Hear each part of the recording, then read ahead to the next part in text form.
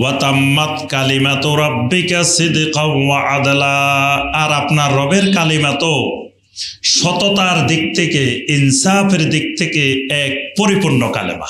সুবহানাল্লাহ। এখানে কালিমাতু রাব্বিকা মানে কোরআন, রবের কথা, রবের কালেমা। রবের কালেমা পরিপূর্ণ করে দেওয়া হয়েছে, তাম্মাত একেবারে সম্পূর্ণ পরিপূর্ণ করা হয়েছে, সিদকা ওয়া আদলা সত্যতার দিক থেকে এবং ইনসাফের দিক থেকে, আদলের দিক থেকে। অর্থাৎ আল্লাহর কালেমা সততা এবং ইনসাফে পরিপূর্ণ।